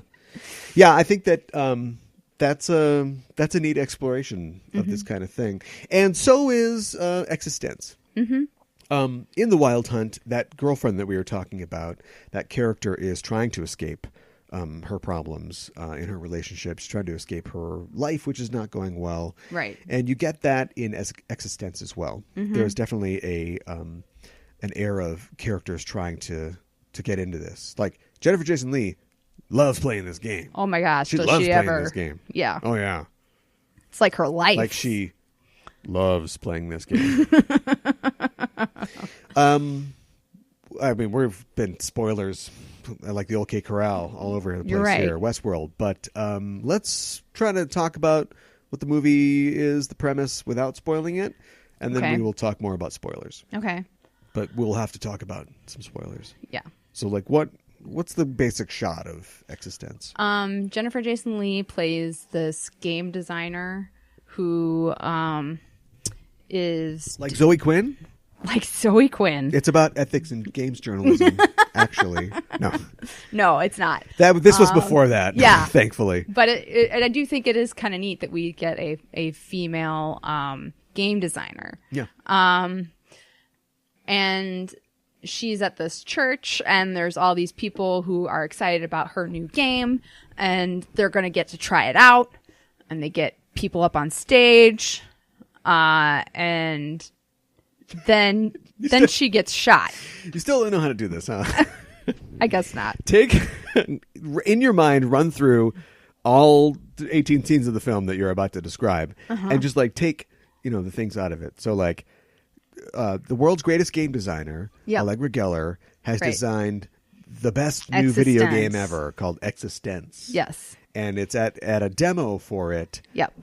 Somebody tries to assassinate her. Yes.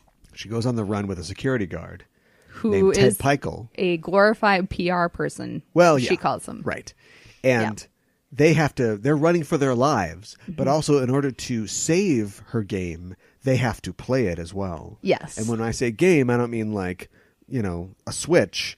I mean, they have to plug these weird things into their bodies That look and they like go umbilical into cords. Yeah, we'll get to that.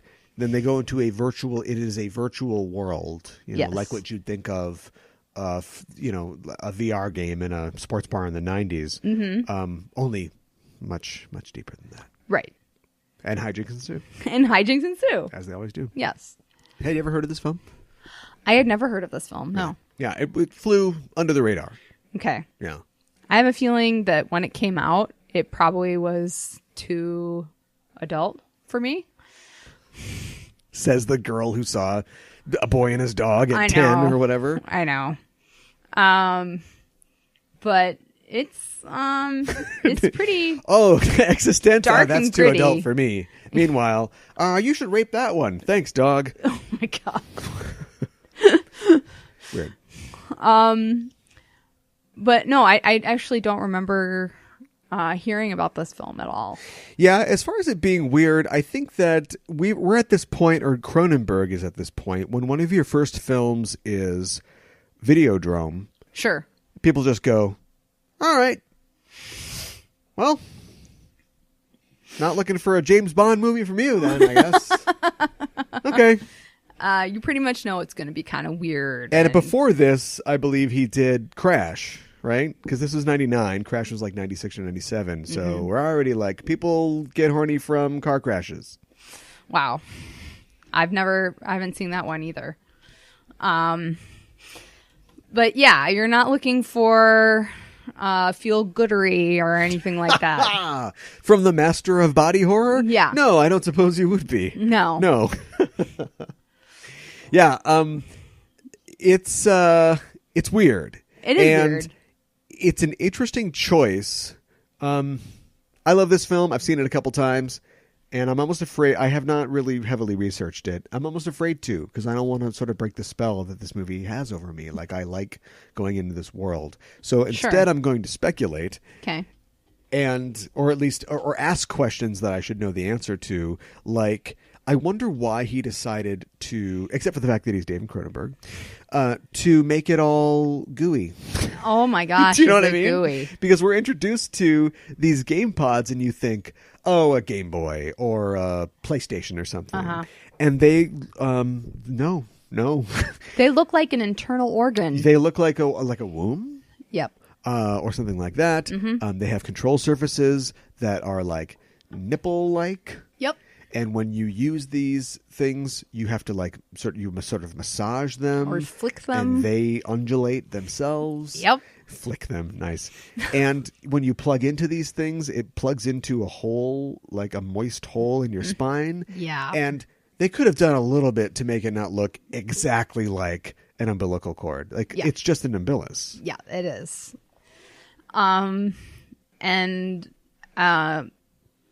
The holes are kind of reminiscent of a vagina. Oh, I didn't get that. And they lick the cords before they stick them in. It seems really unsanitary, and they do mention Yeah. about 14 times in the film that, oh no, these things can't get infected. But then they do. Right, because it wouldn't be a sexual metaphor without the threat of disease. Do you know what I mean? Because the whole thing with Ted is that, like, he's wants to get into this business, but he is Scared. a virgin, I was going to say. Oh, yeah. That's okay. Yeah. In that he doesn't have a bioport. Yep. He's afraid of it. He hasn't tried the games. He's something of a germaphobe, you know, Mm-hmm. and so it's, you know, clearly a metaphor for like a virgin who hasn't been sexual or gotten, you know, it doesn't have a sexual side because of the things that they're kind of worried about and, you know, not comfortable with Mm-hmm. He's- their body. And He's worried that he's gonna get like infected Game and AIDS. and that like his spinal cord is going to, you know, be infected and he's going to be disabled. right. Yeah, he's worried about all sorts of things. Yeah. And Jennifer Jason Leigh doesn't really assuage him all that much, I don't feel like. Yeah. She's like, come on, I need a friendly player. And it needs Yeah. to be you. Yeah. I wonder about her as a fully realized character. I don't think we can go too much farther without spoiling. So I'll say this real quick and then we'll just sort of pour it into our own world of spoilers. Is that she is saddled with she's great in this. Mm-hmm. And she's saddled with a lot of exposition. Yes. But at the same time, she is playing this metaphor of the temptress. Do you know what I mean? Yeah. She's got Jude Law's character, who is this naif, and she's like, come on, you gotta try this. Oh, it's so great, and let's play this game. And when she plays the game, you know, they're like sitting on a bed, and she's like, she's like stretching out, and she's like, oh, Right. it's so great. And yeah. Like, I get it. Yeah. Hey, I mean, it's different than like what is it, like putting your arm into a TV that's a mouth or whatever happens in Videodrome, I guess. Right. What's the plot of Videodrome? You don't have a chance. You don't have a chance. I can't. Don't even try. I can't remember. Okay, so from here on out, we're going to talk about spoilers. Yep. So not knowing how this movie wraps up. Yeah. What did you think about some of the things that were happening in the movie? Did you just think, that's weird? There were a lot of things that I thought were weird. And The twist is, the whole thing is a game. Yeah. We don't reach the real world, or do we? Right. Until we get to the end of the film. And is that reality? Well, yeah. That's the little stinger speaking on the of end. tweaking things or flicking things or whatever. That's the thing at the end. Yeah. That's the fun thing. But the entire movie, I feel like it's playing it straight with you that we're in a artificial world. Mm-hmm. You know, things happen. We don't. Oh, here's something that I need to kind of go back to, because the movie has this awesome, like way before Inception, by the way. The movie has this awesome Russian doll thing of they go in eXistenZ. Yes. And then their mission in eXistenZ is to go into another game. Yes. And so before they go into that game, Allegra is giving him the rules of eXistenZ and also explaining what they might experience when they go into the Chinese restaurant, like Fish Factory game or whatever. Right. Is that what the game is? Well, they just get the pods. I guess we don't know what the They game get the is. But there is a pods. game called Chinese Restaurant. Okay. There's also a game called Hit by a Car, which is like... That's a great game. Yeah, sign me up for that one, I guess. Yeah. But yeah, so she gives the rule. She's giving you the rules of the simulation when they're inside a simulation, but they're also inside a simulation. Right. So I'll have to go back and watch really closely. I forgot to do it this last time, to see if there are parts where certain characters, not the characters we meet in the church at the end, who populate the game, Right. are waiting for their cues. They're doing the thing that Patty Constantine or whatever I'm Patches O'Houlihan. This is my GameStop. Right. Like when he's like, just sort of like, Right. And they're like, Patches O'Houlihan, what is my mission? Right. Oh, your mission is to do this. Because they're telling us what's going on. There's a part where Allegra, who we know to be kind of a goofy character, we have to find a country gas station. Cut to country gas station. Yeah. It says country gas station on the gas station. Oh, I didn't notice that. Yeah. And they meet Willem Dafoe's character. Yes. I'm Gas. His name is Gas. Yeah. I know. Doesn't that feel like... That feels like a game. Like yeah. a early Weird. Grand Theft Auto 3 or something? Sure. Like, I'm going to go to gas station. Everybody's favorite brand of gas station. There are all these things like that. In that scene, while he's getting his port installed, she's like running her hands like along the wall. Yeah. And then she goes over to the gas pump and sniffs the gas pump. Yeah. And at the time, you're like, What is she doing? Drugs? She just Can I get like some of that? super sensory like overload. No, she's examining this world. It's like playing a video game and going like, oh, look at the textures on this. You know, looking at the graphics and things like that. Oh, you're right. Yeah. Yeah. And that's before we know the twist. Yeah. So that's all planned in. And she That's how you do it, WestWorld! she Sorry. plays with the two-headed lizard. I don't understand the two-headed lizard. I don't either. Help me.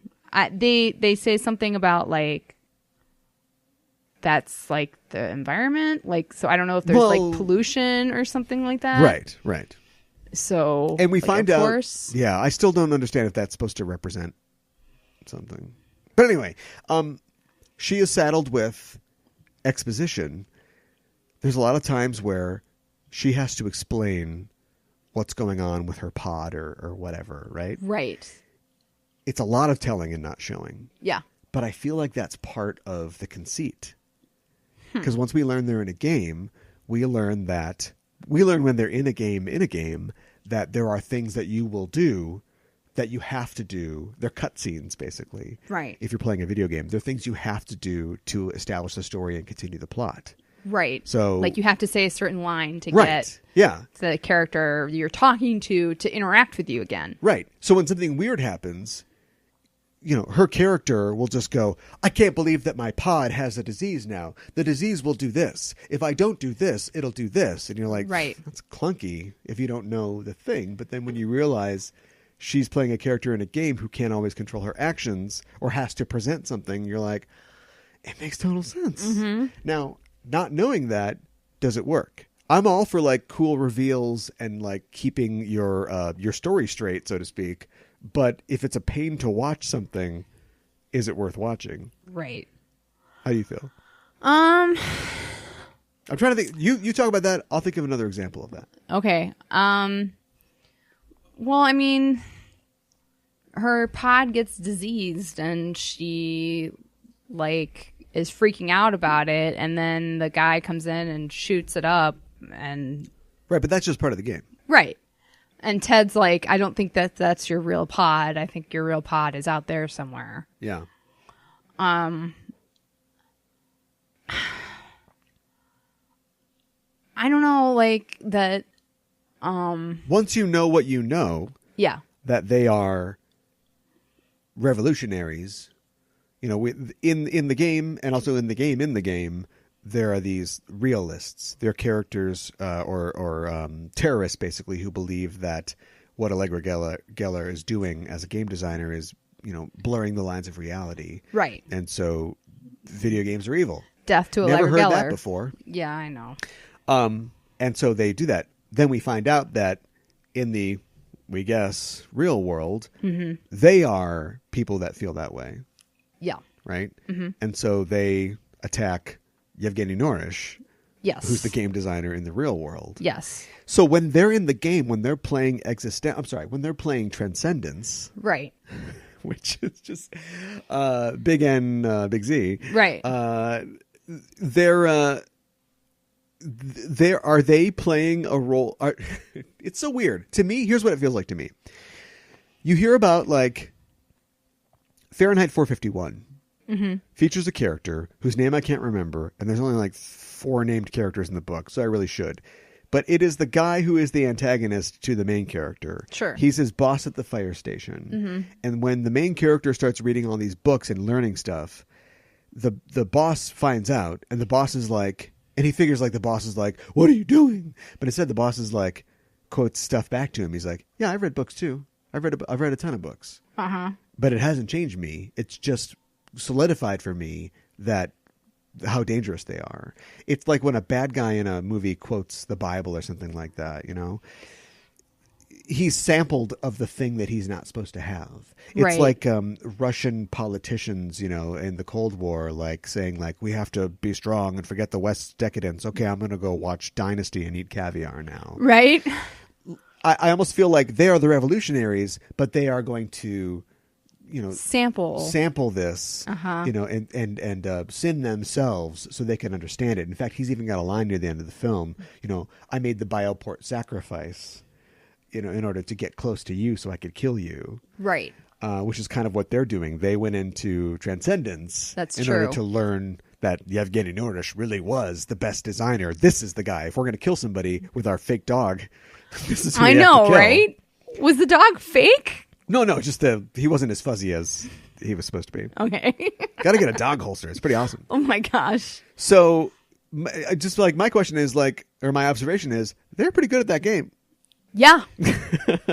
I know. Like For two people who really are anti-game, Yeah. they were pretty good at it. And I wonder if Ted really was an agent the whole time, or if there is a sort of yes and protocol in the game where you can basically just go, isn't something a thing? And then now that is real in the game. Because at one point she's like, oh, it was you the whole time. And he's like, yeah, that's right.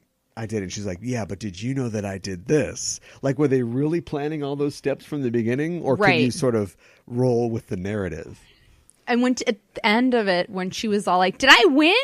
and then her, that was great. and then her like headpiece and Yeah. like handpiece, Right, like because reappeared. it's like they said, like in this game, there's a slow transition between the world and the real world, and some of those transitions were awesome. They were very subtle, and this movie had like a tiny budget, like $12 million. Like they pushed it farther than you'd expect. You could push such a small amount of money, but I'm almost glad for that, because we would have got more. There would have been some big CGI shimmers or something like that. And the fact that it was just they just say, it's subtle, don't worry about it. Yeah. There's the part where, and I also wonder is this the belly of the beast for the characters who are trying to fool everybody? Because when they're in the Chinese restaurant, it's before he kills the waiter. Yeah. There's this point where he goes, I'm uncomfortable. I got to get out of here. Like, I feel lost. Yeah. And he goes, existence is paused. And then his head hits the table. Yes. But the table is the coverlet of the bed of the lodge that they're in. So it and that's part of that sags. right. There's part of that transition. Mm-hmm. So when they have this heart to heart about the game, do they actually feel that way, or are they doing that for the benefit of the other people who are experiencing the game? Do you know what I mean?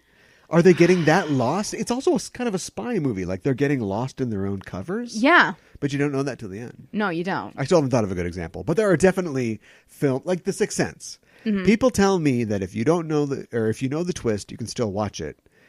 And I'm just watching thinking, he's a ghost. Right. You know what I mean? Exactly. Like, it doesn't work for me. Because it's ruined. Well, Or you at least you know it. most of Shyamalan's movies are like that. Yeah. Yeah. Yeah. There's one big twist, and once you know it, it's not like you can rewatch it and enjoy it the For same me, way. it recontextualizes, or like Fight Club, like it recontextualizes Right. it. And I feel that way with this. Like, when I watch it, it's fun to watch it with somebody who hasn't watched it. But even when I watch it, I feel like somebody who's like, oh, you guys got no idea what's going to happen. Like, I keep waiting for that to come, you know? Mm-hmm. I just love that point. I think I saw this in the theater. Okay. And like a lot of movies that challenge you and you're not sure about, I don't think I liked it at first. Okay. Like, I was mad at the whole, did I win? Did I win now? Right. Because immediately, and it's designed to do this, but immediately I knew what she was doing. And I was like, screw you, movie. Are you serious? I got burned by the usual suspects, and now you're going to do this to me? Right. But thinking back, it's just seeing the construction and the way that it's all nestled into each other. Mm-hmm. Pretty much the opposite of WestWorld. Right. It's pretty incredible. It is. It's pretty gross out too. Like, Yes. I have to mention the gun. You've never had surgery on your Xbox before? No. No. My Xbox needs new lungs. I'm saving up for them. Yeah, the gun. The gun is made out of like guts and bones. The special. And yeah. And it turns out when he orders a special at a Chinese restaurant, he just starts making the gun. He doesn't realize that that's what he's doing, but it's like he has no control over it. He's on a track. Yeah. And the bullets are human teeth, which is just kind of more gross out. It's pretty Cronenberg. Yeah.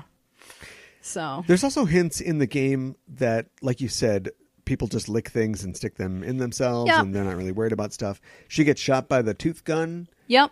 and just wears this wound around for the rest of the movie. I know. Nobody puts a bandage on it. She doesn't seem No. hurt by it, but that They would don't happen. cauterize the wound at all. She didn't get to eat a turkey off the ground. Like, that would happen in a video game. You know what I mean? Like, just Right. horrific injuries happen, but you just get a health pack and go to the next scene. Right. I wondered if how much kind of meta commentary was involved in, for instance, the actors that show up in the movie. Like, as soon as you saw Christopher Eccleston's name, you were like, oh, Chris Eccleston's in this. Yeah. And I was thinking, don't get excited. I probably should have known that Don't to get begin excited. with. Nope. Because And he shows up at the end, and they all get to use their real voices at the end, which I thought was right. cute. In the beginning, he's like, all right, so you was going to try out this game. And I'm like, is this for real? I know. But when you realize that he is somebody who's like, ooh, I'm in a game, I can be somebody else. Right. You know, I'm in WestWorld. Right. Wouldn't it be great if a WestWorld guest came in there like, howdy, partner, give me a sarsaparilla. And Maeve was just like, don't do that. We'll never know. No. That's what I'm talking about. Yeah. Disappointing. And then at the end of the film, he's literally like, I thought I was going to be in it more.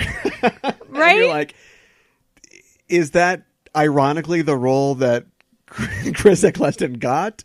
Or did Cronenberg feel bad about how little he was in the film? And he's like, yeah, you should say this line. Right. And, you know, you won't have to act. Mean it when you say it. Right. Or Ian Holmes like, could anybody understand me? My accent know, was so right? thick. It's like, yeah, it was.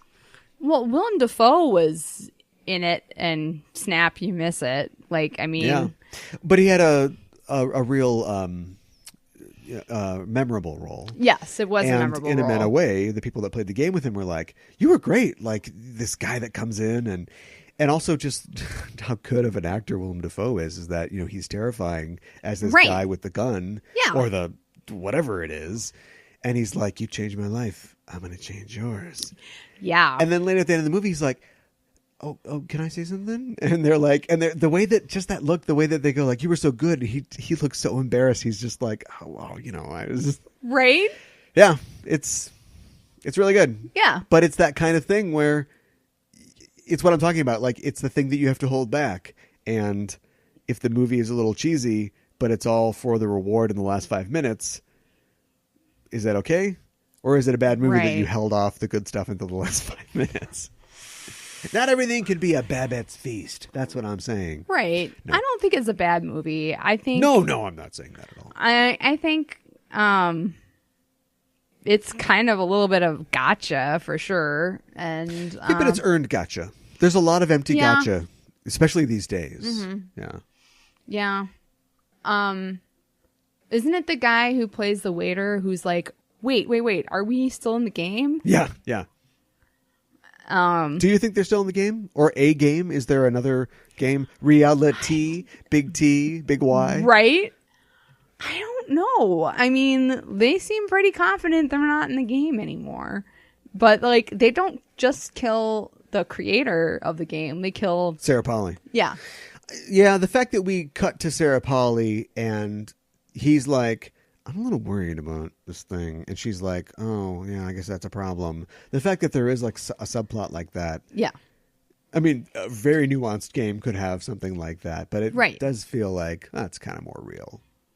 Right. And then the guy going, oh, is this the game? That's the, oh, waka waka. type Right. thing. Which doesn't ruin it. They just do it and then cut to black.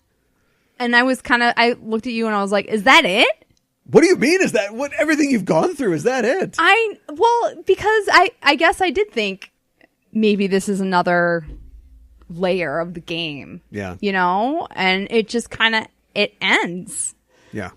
And yeah, I mean, maybe it is another layer of the game, but maybe it is just reality and they just shot these two people and everybody else just stares at them Yeah. in a church. Life is but a dream. Right. The play by Calderon. I mean, nobody else does anything. They don't really super duper react to the fact that they Much killed like them. the bystanders in the video game who literally do nothing when violence is committed, and then you go, don't worry about it. We're just at a disagreement over the check. Enjoy your meal. Right. Yeah. Yeah. It's meant to evoke that. The tip of the hat for me is, I don't know if it's Chris Eccleston, but there is one character that they all look a little bit shocked, but also a little bit blank in some great directing by Cronenberg, like getting exactly them on the brink of those two emotions. Right. And then one character kind of sits down, so there's a little movement that would seem to suggest, again, just a suggestion. We're not meant to know. It doesn't matter if the top falls over or not. Come on, Christopher Nolan. You guys stole everything from Cronenberg. That to me is the top wobbling. Okay. That's the thing that kind of suggests that, no, we're in the real world.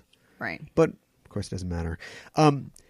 Deseen is a German word that means being there. Okay. It's often translated to the idea of existence. And it comes from German philosophy, from Heidegger specifically.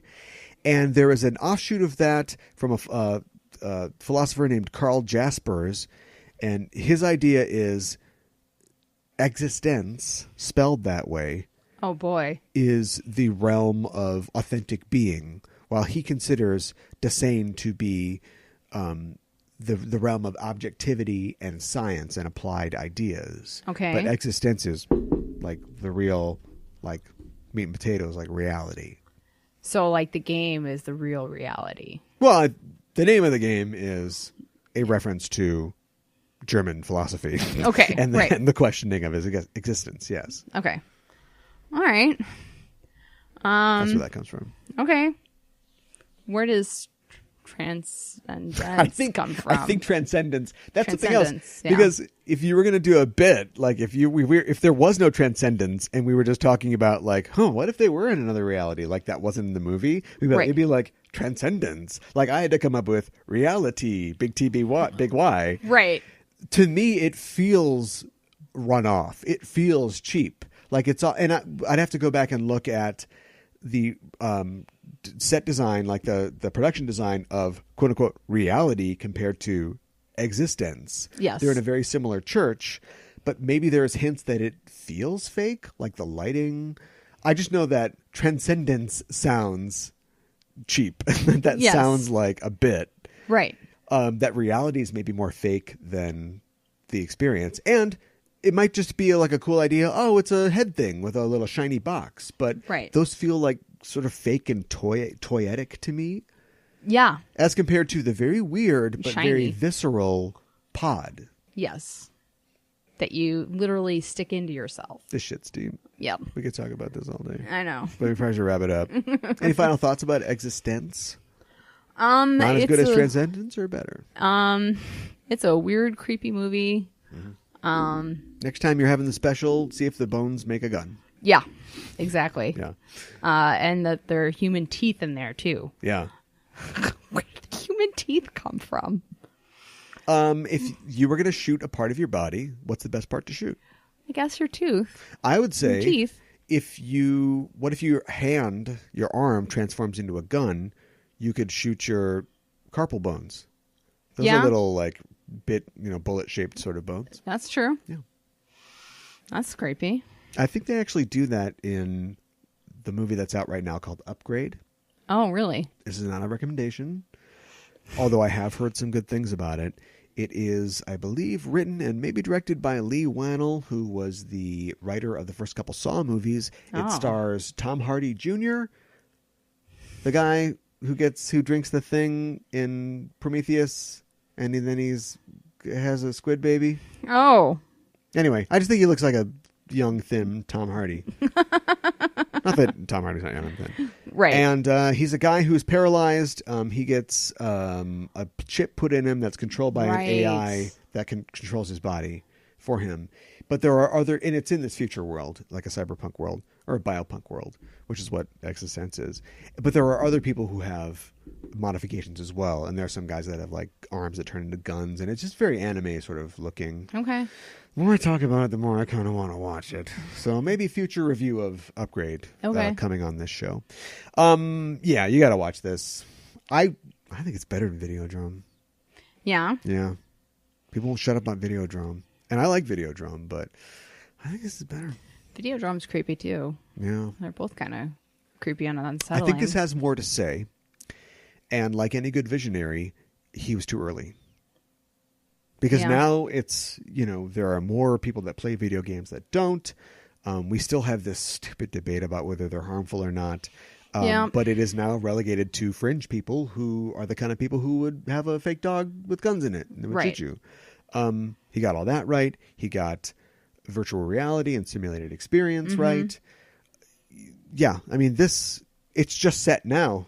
It looks like the future. Right. When is eXistenZ set? I'd say 2018. Right? So there you go. Yeah. Shouldn't it be called Transcendence? That's giving the joke away, I guess. Anyway, take that back. Made a mistake? I take it back. So anyway, definitely check that out. You can find it on streaming services and all that good stuff. Another hit from David Cronenberg, eXistenZ. Big X, big Z. Right.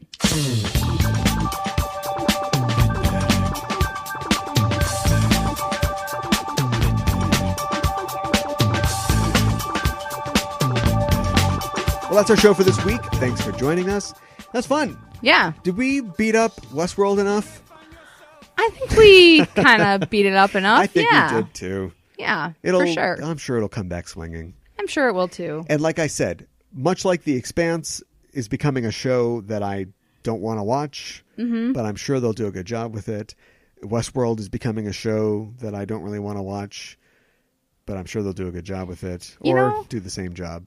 I think it's good that they are divesting themselves of the premise they clearly didn't want in the first place. Right. And there was a sequel to the original film Westworld called Future World, which is more in line with where they're headed, where they're going. Okay. Yeah. I liked a lot of Maeve's storyline, but at the same time, a lot of it was kind of like, why are we doing this? Yeah. I don't know. I really like her as a character. I just wish they gave her more to do. And not X-Men powers. Yeah. No, me too. Because that's kind of overpowering. It's been done. Yeah. And it's literally, they did that in The Matrix. Yeah. Yeah. All right. Enough of that. Mm-hmm. You are now leaving the park. Right. But if you want to enter our social media circle, you can on Facebook and Twitter by following Just Enough Trope on both Facebook and Twitter at Just Enough Trope on Twitter. Search for Just Enough Trope on Facebook. You can also find us on Apple Podcasts, Stitcher, Google Play, all of those great places where great podcasts live. And when you get there, subscribe to the show. It's the best way to get the show.